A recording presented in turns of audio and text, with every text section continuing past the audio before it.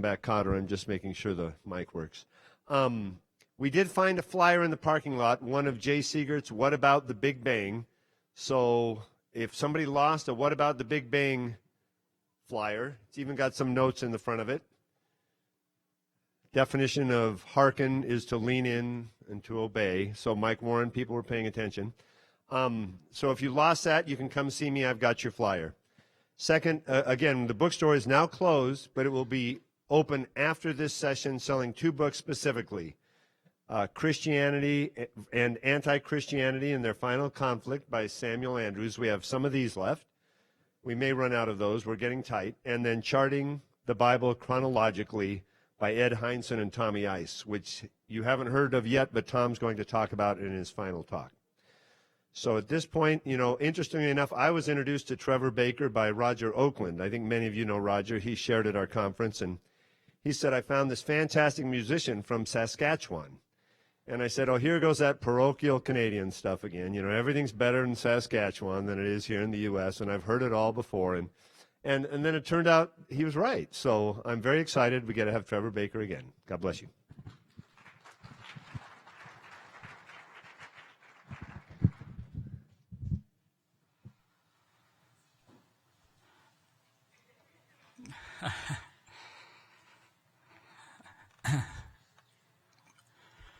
Time for the bumbling, reluctant messenger. Who gave me this time slot anyway? This is nap time for me.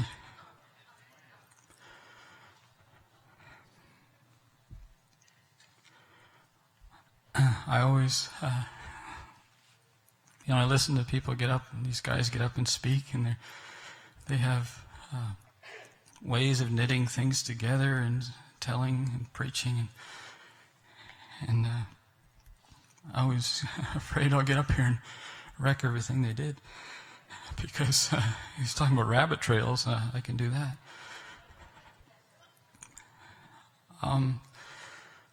Let me see now. We started traveling in the year 2000, and about 2004,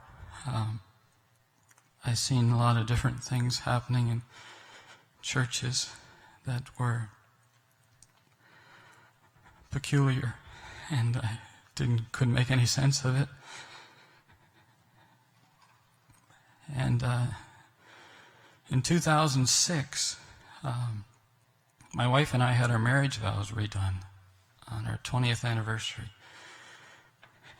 And I hope I don't sound kooky here or anything. But, 2 days before we had our vows redone, our daughters were 19 and 17 at the time, and they were wondering what we were doing. It's like, you're already married. Like, what are you doing? But we just felt we were to do that as a statement of thankfulness, and we don't come from Christian homes, and God's helped us a lot. And but 2 days before we were to have our vows done, I had a dream. Maybe that makes me weird, but it was so real, and I was sure it was God. And in the dream, there was 2 brides. One was my wife, and another one was a prostitute. And I don't have dreams that vivid like that, and I could just see them on the aisle. And I woke up, and I began to read my Bible, and sure enough, I guess God knew how to. I'm just a farm boy, so I'm not that smart. But I was reading in Hosea, and how God asked Hosea to marry a harlot, so that he could understand God's heart for his wayward bride, the wayward church. And I think I was becoming quite frustrated, and I still might have my moments when you see people and they don't get it, or the world has got them by the throat, and you can't seem to make them understand anything. And yet God was trying to tell me, in the same way I need to love my wife.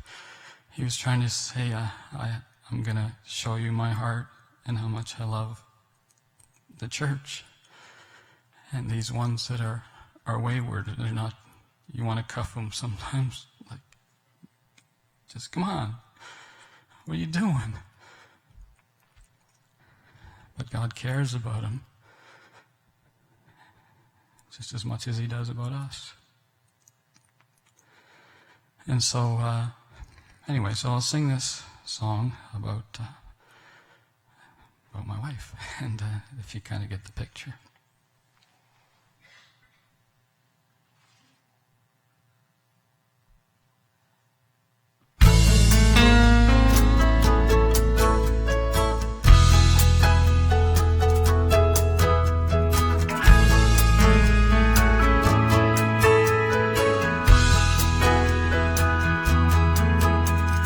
Walked this road together, 20 years have passed, and as a wife she's truly been much more than I could ask. Her beauty leaves me breathless, her smile still melts my heart. I pledge again today, I'll stay with her till death do part. I thee wed, before God I stand, and I promise I will always hold her hand. I thee wed, my lovely bride. God will face the future side by side. The day that I first met her, my poor heart skipped a beat. I knew she was the one who would make my life complete. A present sent from heaven, God wrapped her oh so nice. I won the world that day, 'cause that girl became my wife. I thee wed, before God I stand,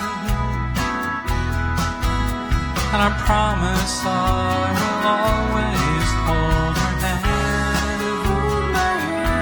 I thee wed, my lovely bride. With God we'll face the future side by side.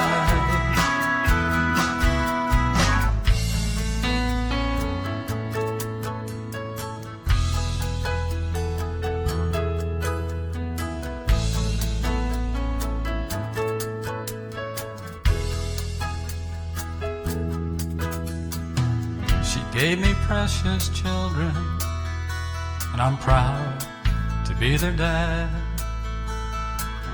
Just another gift from God that I never would have had. We'd never. Surely he has blessed me more than any man deserves. That's why I'm standing here today, repeating these three words. I thee wed, before God I stand, and I promise I will always hold her hand. I thee wed, my lovely bride. With God we'll face the future side by side. Ah, with God we'll face the future side by side.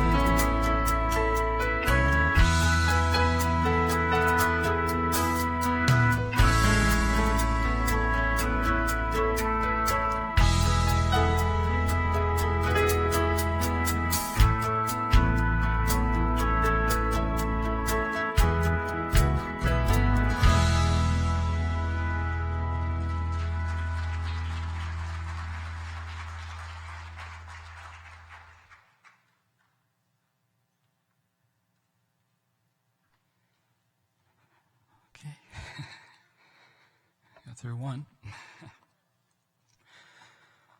I remember when I picked up the Bible as a new Christian, I started looking in there, see if I could find somebody that I could identify with, sort of my personality or something. And I did. I found myself reading Timothy a lot because apparently Paul had to encourage him and say it's okay. Speak what God's given you, and I also liked David because I was thinking, now here's a guy, he was out taking care of sheep, and I thought, man, I'd be fine, sitting out on a rock somewhere. And I worked on the farms with the cows, and I thought, man, we're almost the same, because except he took care of sheep. He was a shepherd, and I took care of cows. I was a coward, sort of.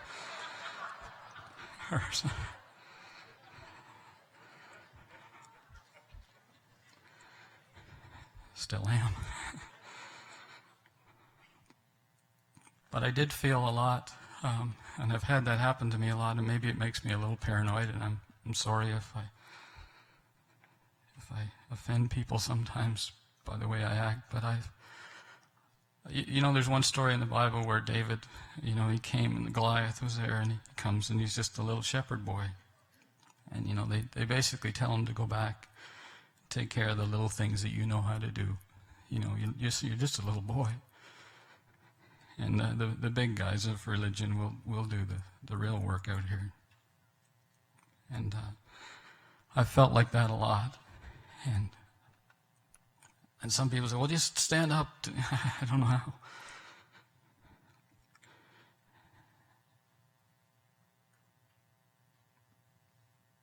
This song, different people ask me today and yesterday, what's my favorite CD, my favorite song, and all that. And it's like, there's a lot of different times and moments you have in your life when God is speaking to you, so that's a hard question to answer. But I guess this is probably my favorite song because it came in 2009 when I kind of had a burnout or something there. And I began walking beside the wheat fields, and God would give me songs. I wasn't asking for songs. I was just asking for, I don't know, I couldn't hardly think. And I believe, I'm not a Bible scholar, but I believe David in Psalms and places, there's moments where some of those and other guys in the Bible, they had moments where they almost wish they were never born. Life just looks so overwhelming and so complicated, and sometimes if God has asked them to do something that's over their head, they don't want to do it. And this song is just called "Bring Me Back." And my tendency up until that point in 2009 was if I had some songs like this, I thought they were almost too personal to sing in front of people. I would just put them on a CD, and I thought, well, it's just kind of my song, I guess, me and God. And but I started singing it a little, and I would look out at faces, and I guess I started to realize, no, it's not just my song. And so it's a lullaby. So perfect for nap time.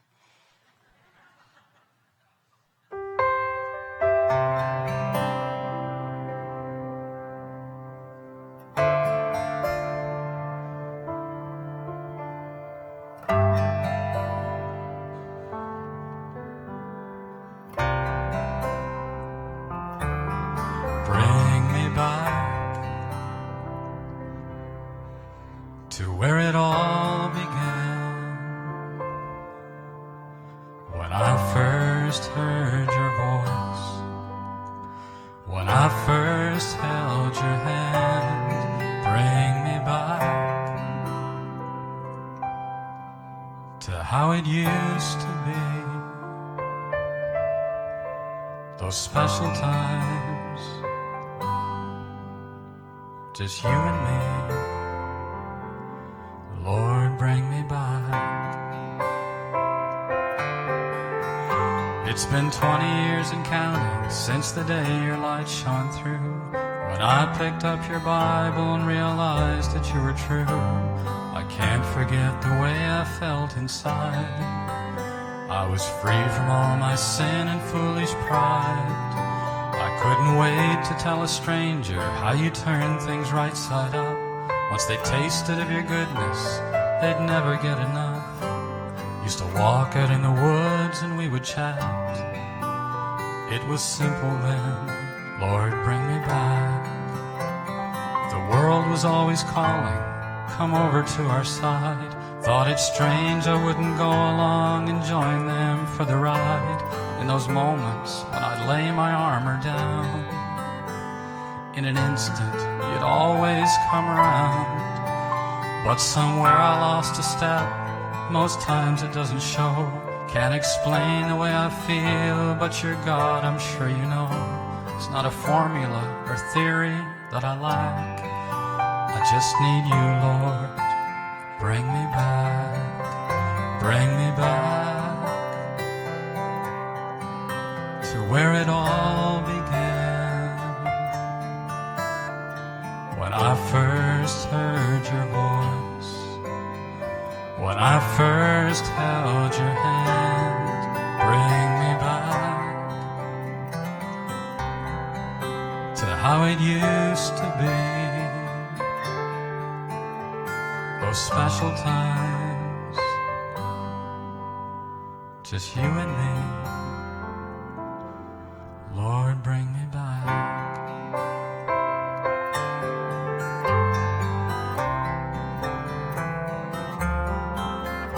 Like a child I was dependent. When I'd stumble I would cry. When my heart was filled with questions you'd so readily comply. Like a father would reach down to his son.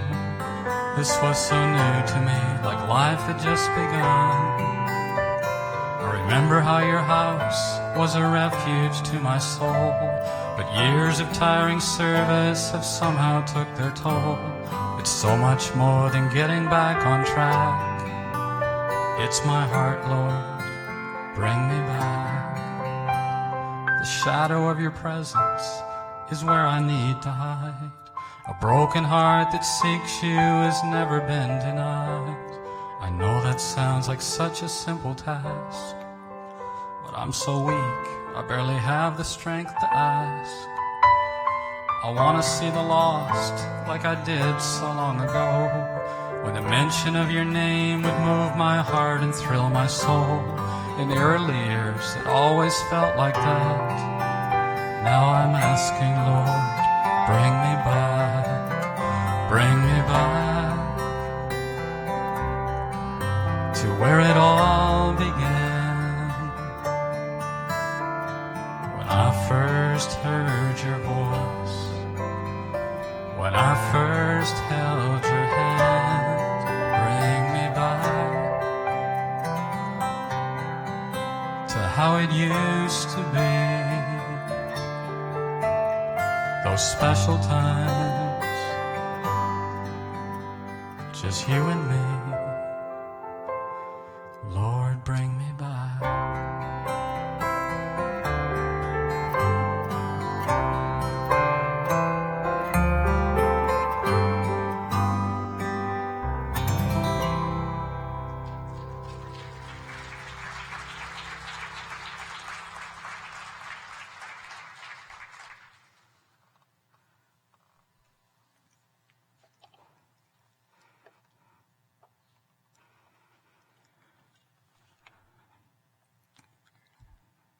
I heard some talk from some of the speakers about your heart has to stay surrendered to God, and that's the most safest place there is. And sometimes I don't think I've met anybody here like that. Hopefully there aren't. It's been very encouraging actually coming here for me. but out in circles I travel, you meet people that are trying to uncover under every rock and to find everything, and it's good.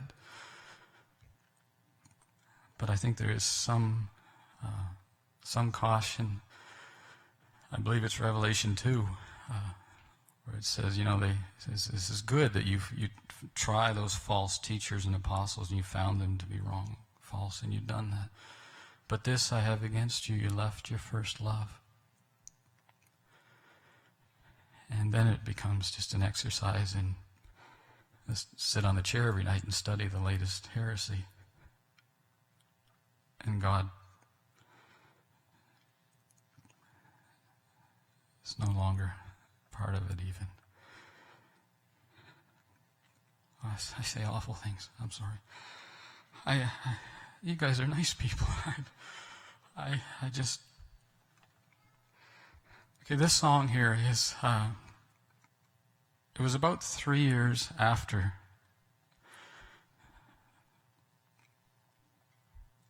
and I had done some more concerts in those years, obviously. And you think you're okay and you're standing and nothing can affect you.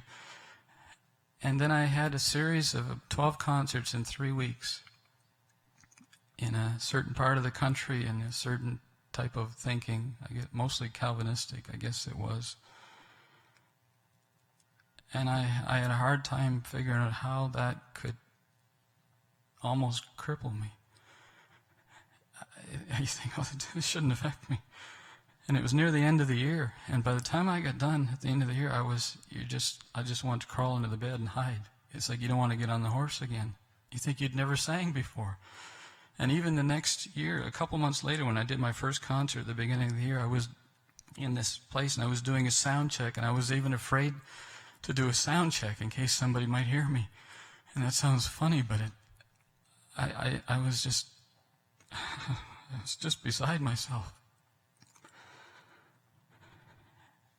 And wanting to quit, I guess. And that night, there was only maybe 40 people there, but one lady came up at the end. And she came behind the table, and people cry different times, but she was almost out of control. And she was kind of turning her head towards the wall and trying to talk to me. And she said, before I came here tonight, I said I was going to throw in the towel. And I'm not sure exactly what she meant, but it sounded pretty serious. And I was driving home, 3-hour, 4-hour drive or whatever it was, and thinking, and I got home, I was telling my wife, I thought, if I only could do a few concerts a year and there was only one person like that in every concert, it's a reason to go on, and a real reason, and it gave me strength. But during that year, I had a hard time still. And it was a couple months after that, I was driving down the road and I was still struggling and feeling left out and misplaced. And I had 3 concerts in a 10-hour drive, and I was crying my head off driving down the road. I don't usually do that. I was having an awful weekend. I wanted to turn around and go home. And I was partly counting memories. And that's why I'm sorry if I offend all the sound men by bringing my sound gear here. It's just I've been crucified on stages before, and I can't. I'm afraid. Sorry. And I've been invited to conferences where they just treat me like trash. Not like here. Thank you. But I was going through that. And in the music world, I'd won a couple of awards when I first started this because everybody told you to send in your CDs and you might win something. And I don't know. And so I did. I won the country gospel thing in Canada a couple times, and I was all excited because I'd only ever won a 3rd place calf ribbon at a fair. It's the only thing I ever won. But I went back. This is like a dozen years ago or more. And the year after that, I went to one of those music award things, and I stood back in the corner one night and I looked at it all. I said, this is not for me. There's people here that sell their soul for a trophy. This isn't about God. And so I left all that. And the problem is, if you don't play with everybody, you get kicked off the team. And so that's a comparison of the music world, but I think you can easily see the parallel with other things. And so anyway, I was driving down the road and having my moment, and God has a way to talk to people, just like an old country boy like me. And this is what happened. I passed a tractor trailer, which I was driving my 93 Geo Metro 3-cylinder car, and it's a pretty big deal when you pass a truck.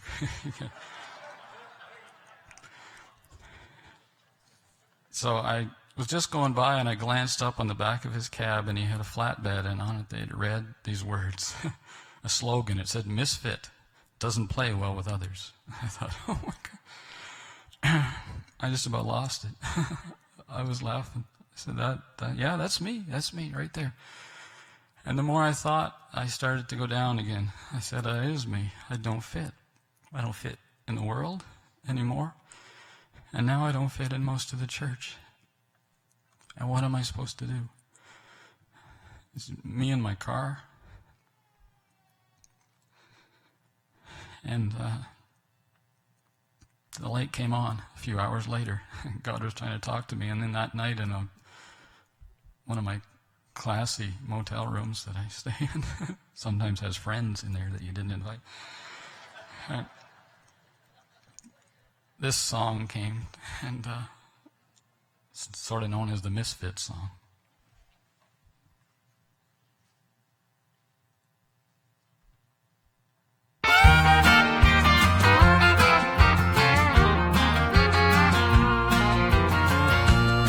While I passed that tractor trailer out on highway number 1, as I turned my head, I read the words he'd painted just for fun. I'm quite sure he was joking when he ordered up that sign, but I liked his little slogan, 'cause it fit my life just fine. He said he was a misfit, now that surely counts me in. The nurses may have messed up, hey, this guy might be my twin. He went on then to define the word, and it kinda went like this: I don't play too well with others, I don't swim with all the fish. Now that's sort of been my motto since the Lord redid my life. When they say jump, I don't say how high. Who needs the next thing down the pike? This world has got its sales pitch, and the church is on the take. Yeah, they can paint it up real pretty, but a fake is still a fake. I don't play too well with others when their heart is not in sync. They say they're sisters and they're brothers, but I don't like the way they think. This world ain't got no polish, and the church has lost its shine. They may steal the hearts of others, but they sure ain't getting mine. Now I've watched all their commercials, and they only make me yawn, while most of those around me sign right up to be a pawn. In the circus they train monkeys, that's okay if that's your bag, but this old dog don't do no tricks, my tail ain't gonna wag. When they say drink, I'll ask for water, don't need no tickets I can scratch. I'll take an evening walk with God over some preacher selling trash. If I need new marching orders, I just go right to the source. Putting men in front of God is like the cart before the horse. I don't play too well with others when their heart is not in sync. They say they're sisters and they're brothers, but I don't like the way they think. This world ain't got no polish, and the church has lost its shine. They may steal the hearts of others, but they sure ain't getting mine.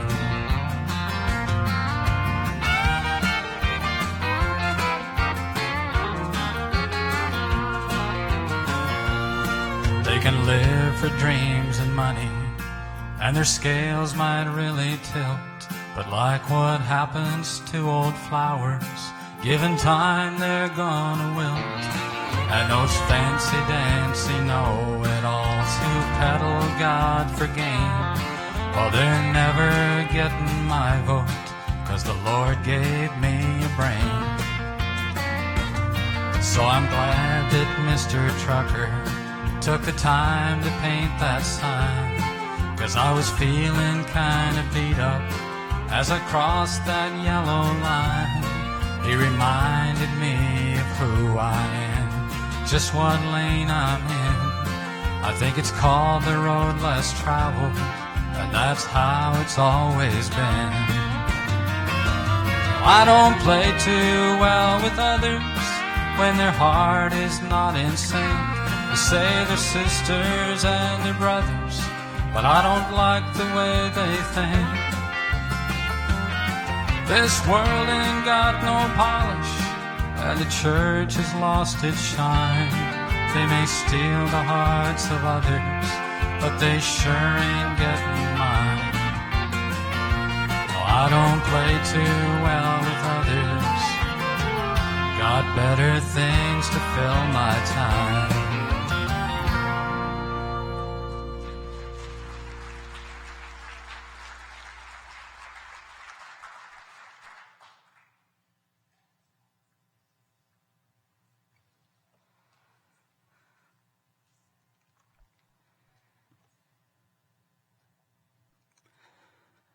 This song, we'd sang in only Canada for 11 years, I guess. And sometimes we get some invites to the United States. I mean, there was, I guess, a half a dozen places or whatever we went, but then there was years where we never did, because I felt God was saying, stay in Canada. And I had a lot of songs about Canada. And most times when we sing about our country, it's always patriotic and flattering, and we pat ourselves on the back till we're silly. And that's never what God gave me. It was always, Canada, what have you done? Why did you leave God behind? There had to be something good back there somewhere. I know it wasn't perfect, but there was some people, even among the heathen, that had some respect for the things of God somewhere. And it seemed like there wasn't much left. And then we felt that God was asking us to come to the United States, and I didn't want to. No, to me, the United States is this big, big, big place. In Canada, I mean, we just have a few igloos and stuff. So,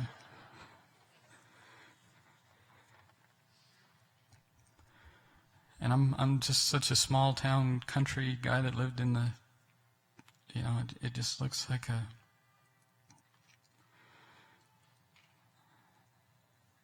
but it was New Year's and we got an invite to sing in Michigan. And so I felt that God was saying to go. It seemed like a nice, we drove 3 days through snowstorms and sang and turned around and came home. I thought it was kind of a nice outing. And just before we left, I was reading in the book of Nehemiah about the walls that were down. And I felt like God was, he went out and checked the walls 3 nights. And I felt like God said, sleep in the church 3 nights. And when I got there, I brought my air mattress and just trying to, I don't want to sound all spooky here, but I was just, God, show me. Because, you can go to Hawaii, but if God doesn't want you there, that's not where you're supposed to be. And it was the first night I was in this kind of a Sunday school room, and there was a big bulletin board beside me on the air mattress, and on it was this Bristol board tacked on there, and about middle of the night it came crashing down, landed on me. Scared me to death. And I felt like God was saying, that's America. It appears to be something on the outside, but underneath, it's not the same. And what I noticed in Canada was Americans would come up to concerts. Sometimes there'd be a couple visiting, and they would be in a concert. And they would be the first ones at the stage to shake your hand. I thought, wow, these guys are really neat. And they must really all love God. And when I came down here, I started to realize, yes, there's good Christians just like there are everywhere. But there's a whole bunch of other stuff where people kind of talk about God all the time, but they don't mean what they say. And because lightning doesn't strike, just becomes part of their culture. And I hope I'm not saying more than I should. But sometimes, if this is an analogy, if you could take the gospel and pretend it was a liquid, a glass of water, it seems like, and the American flag could be used as a filter to pour it through. It seems like it has to go through that. And then something happens to it. And it becomes Americanized. And I'm not so sure it's Christianity anymore.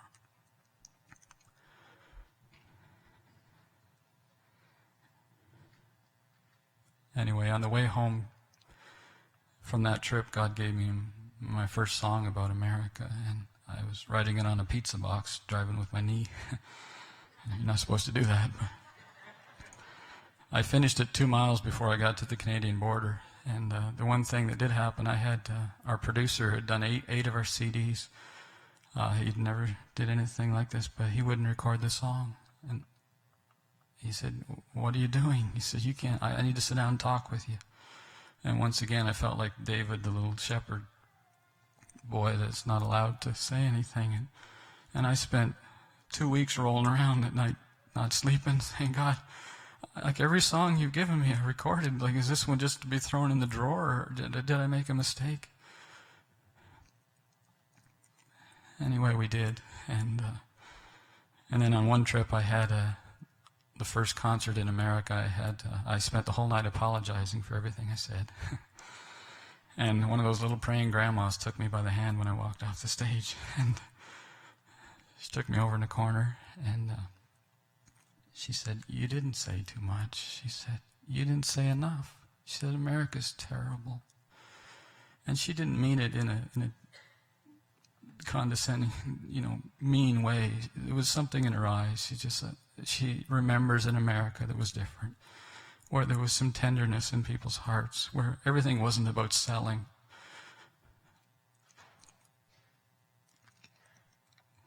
Selling God, even.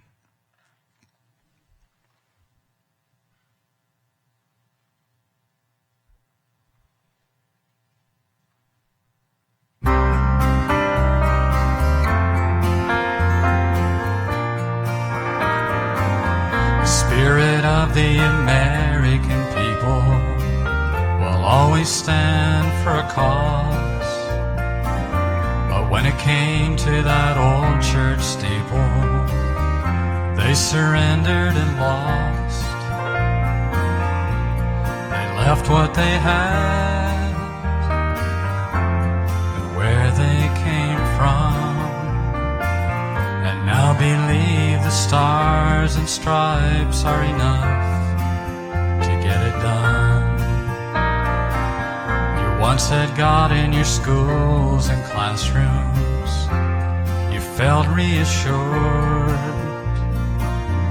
Then you met in some high-class boardroom and said he should not be hurt. And you can't see you're to blame. That's why you still name his name. But God bless the USA doesn't sound quite the same. Stars and stripes aren't enough, 'cause when the going gets tough, you're gonna need God again. That's one thing you can't bluff. You're saying in God we trust, but those words don't mean much. It's time you start looking up. Stars and stripes aren't enough. You say I'm simply in love with my country.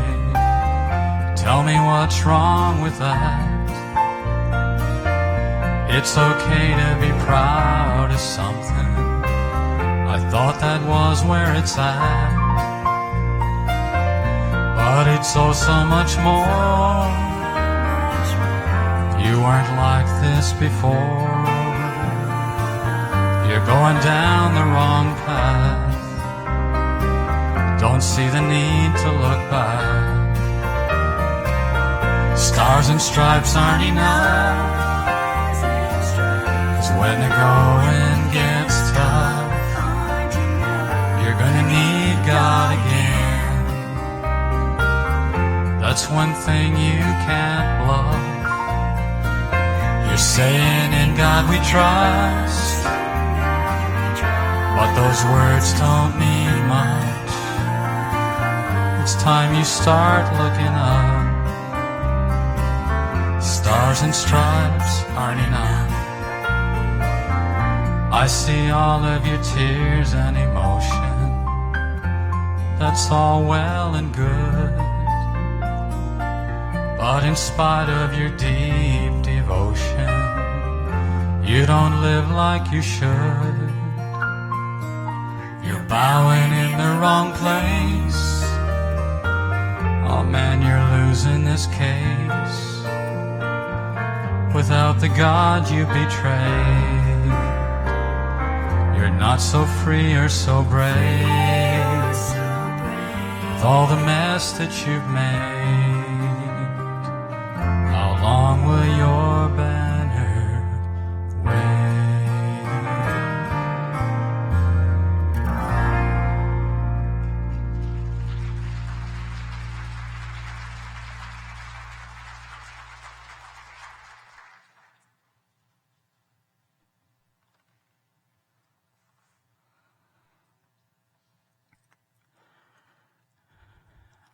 Done enough rabbit trails now. I go here and there. Never.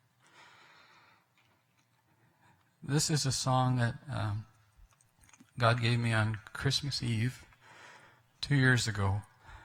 Sometimes at the end of the year, it's happened a few times. I come home and the adrenaline stops when you travel on the road a lot, and you come home and when you crash, I guess is what you call it, and the wind goes out of your sails. And then you start to think, why do I do this? This is crazy. It's a waste of time. You know, stuff goes through your mind, and part of it's the devil, and part of it's just exhaustion. Or, you know, once you gather some strength again, you can probably get up and go. But you're having that moment, and there it is for a while. And God will give me a song to encourage me. And this one, maybe, I don't know, just to know that He's there. When you're singing hard messages, it's like He says, one more time, God, I have to hear you again. So, like I already told you, but I'm afraid. And I was thinking, I don't know how you are with Christmas, but every year since I've been a Christian, there's some pondering time that I need there, a couple days, because Christmas is somewhat complicated. There's a huge cover-up job done on it every year to begin with. And yet there's some specialness about it, because you read the story of the birth of the Savior, and all of a sudden everything becomes simple again. And back where you want it. For all people. Peace. For all who want it. And you read that and it just, and yet Christmas is complicated too, because you have relatives coming to visit, and if they're not Christians, it's awkward and you want to say something and you're afraid to say too much. And God, please help me get through Christmas. And I was thinking about, I guess, the deep things of life. I don't know. That's what I do, I guess. And this song came, and it's a subject. I remember when it's called If Tombstones Could Talk. And I walk through graveyards. That makes me a little weird, I guess. But I read the stones, and I wonder where they are. Did they mean what they wrote? Some did, some didn't. And it's just all so final. And yet, you know, there's an eternity after that. And the subject of hell is, when I didn't think I'd sing this. It would be another song I thought I'd put on a CD and never sing. Because how do you introduce a song that speaks anything about hell? Because it won't come across right. It's like I'm trying to beat people up, and it's not about that. I want people to go maybe wander through a graveyard and think about their soul. Make sure they know who their God is. That's all it's about. And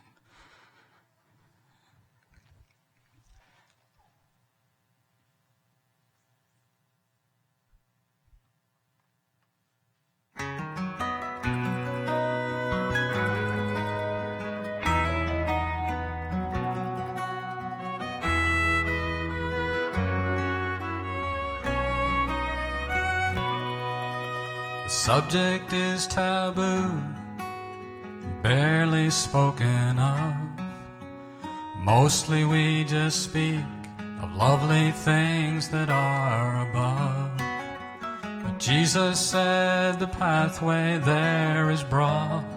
Many go there once they're buried neath the sod.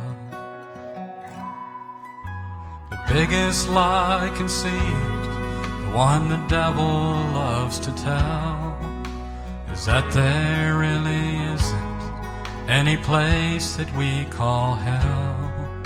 It's just for movie scripts that have that plot, or jokes that say you might go there and rot.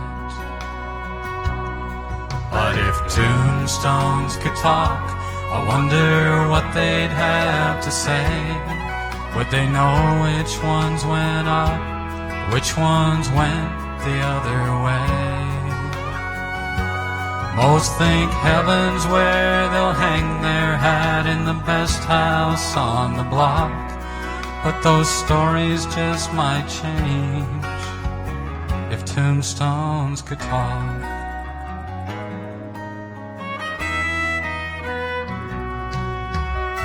I know it's just a hunk of rock that words are written on, but they never leave the graveside once our body's dead and gone.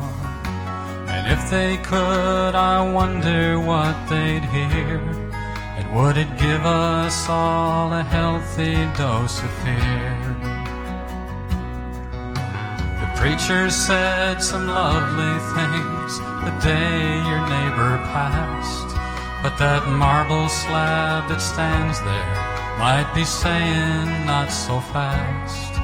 That lost soul underneath me wasn't found, and those weren't peaceful rumblings in the ground. If tombstones could talk, I wonder what they'd have to say. Would they know which ones went up, which ones went the other way?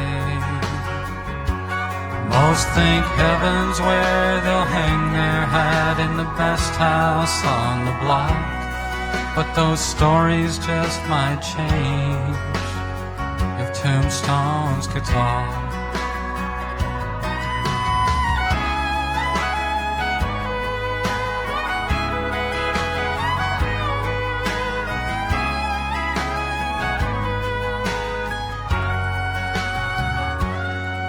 Uncle Harry had a tender heart, his brothers loved to mock. But when they died, I'm certain They were in for quite a shock. Now old Harry's up there looking down, while his brothers found the hottest spot in town. And most of us are grown, big enough to face the fact. Where we're going when we die hinges on the way we act. What you choose in life may cost your soul, and in hell you'll never get out on parole.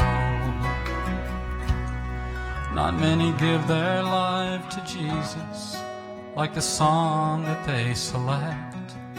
I suppose Amazing Grace is played at funerals for effect. Heaven might not be as crowded as we think, and hell isn't party central, where we'll raise another drink. If tombstones could talk, I wonder what they'd have to say. Would they know which ones went up, which ones went the other way? Most think heaven's where they'll hang their hat in the best house on the block, but those stories just might change if tombstones could talk.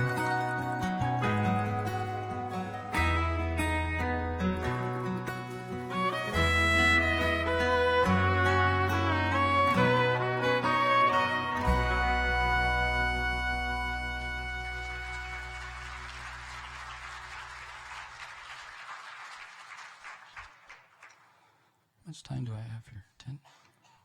10?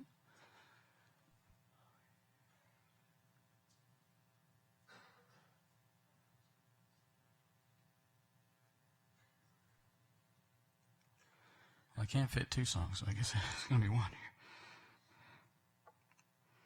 It's probably enough for you guys anyway.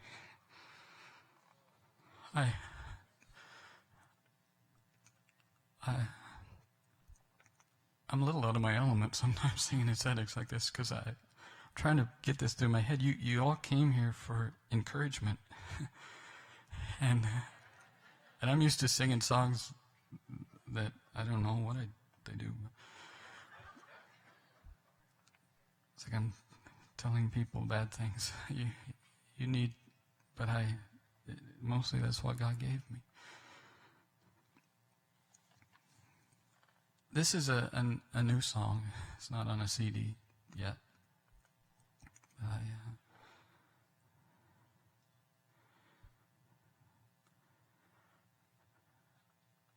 I felt, I hear the speakers get up here in settings like this, and it seems so easy to address subjects that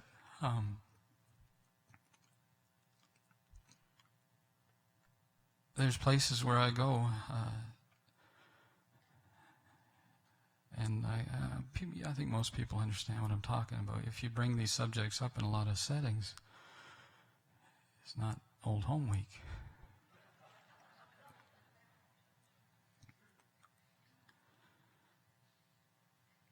I try to, and I know you can't figure it all out when it comes to eternity, because it's so big and all of that. And I know that they've said for a long time, Jesus is coming back soon. You could go back quite a few decades and they'd be singing soon and very soon. He's coming. And some people out in the world, and they might think we're crazy. They've been saying this forever.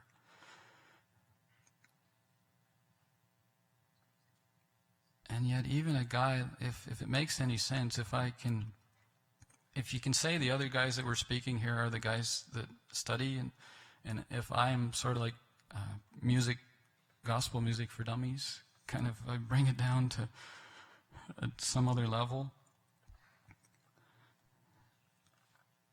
it's just hard to deny when you see what's going on that it very well could be in our lifetime. And you think, well, I don't want to step out on a limb like that, because that's predicting the future or something. and I'm maybe not qualified to, but Jesus didn't, I didn't get the impression when I read my Bible that only the scholars could watch for the signs.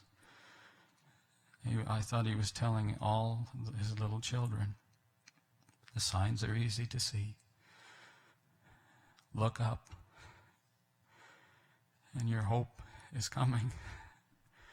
And they looked for their Redeemer. And it's kind of hard to imagine how it was before, in the Old Testament, before when they talked about the Savior coming. And the years went on and on. But God doesn't lie. So this song is called He's Coming Back. And I appreciate you letting me come here. Thank you. I hope I didn't wreck anything. Some of you think I'm not actually joking. I get so, I think my stuff is so, I don't know, all over the map, sort of, and I have a fear of preaching something that I'm not, it's not God, and I want to do what's right, and not just get up, put on a show.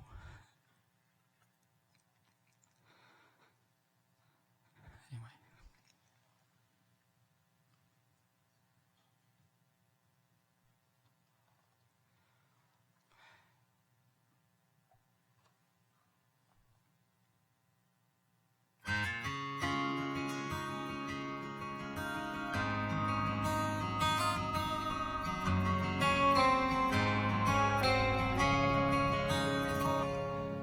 People trade their Bibles for a book called Shack. You know, a few heads out there somewhere are starting to crack. Things are getting just a little more than silly. Got a problem on our hands and I'd say it's a dilly. And it ain't one that we can afford to ignore. When most of the well-known church don't even know the score. When they're lining up to do yoga at the local loft, signing up to dine at every new religious trough. When the latest book is always in their hand, you know they've left the rock and love sinking sand. Rick Warren speaks and everybody starts to jump. And half of them think the Savior is Donald Trump. How in the world did the world get so mixed up? We got sinners and saints all rolled into one big lump. Why does the crowd do the things that it does? I wish we'd get back to the way that it was. I guess the days and times are finally getting short. The Lord's gonna show up soon for the final sort. 'Cause He's coming back, it won't be long. So hang tough, keep the faith and don't lose your song. While the whole world's going round willy-nilly, heading for a place that sure ain't chilly.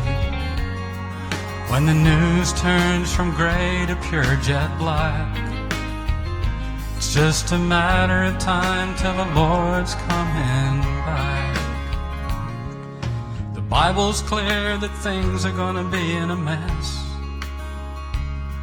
with lost souls walking around thinking that they're blessed. Yeah, the good book says there'll be a lot of delusion, but for humble hearts there'll be no confusion. They'll deny the fact that there is an Antichrist, and when he takes the stage they'll be thinking he's really nice. What's around the bend nobody really knows, but a word to the wise, you better be on your toes. It's gonna get a lot worse before it gets good, and ain't enough to be knocking on wood. The whole thing will unravel in the blink of an eye.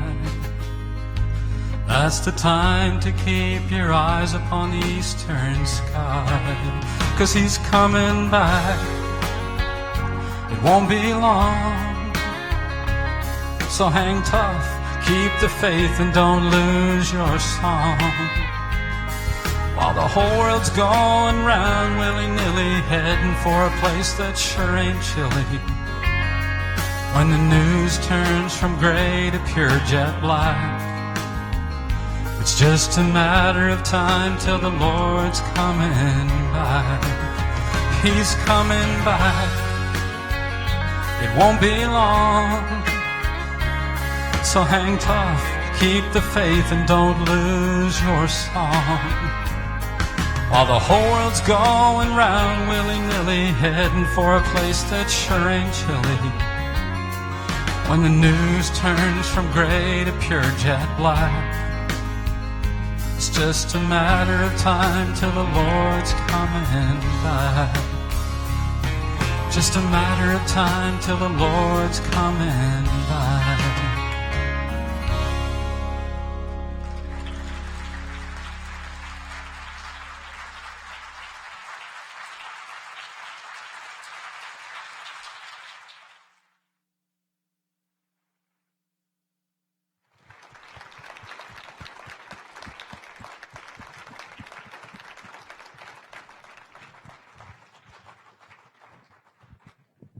Thank you, Trevor.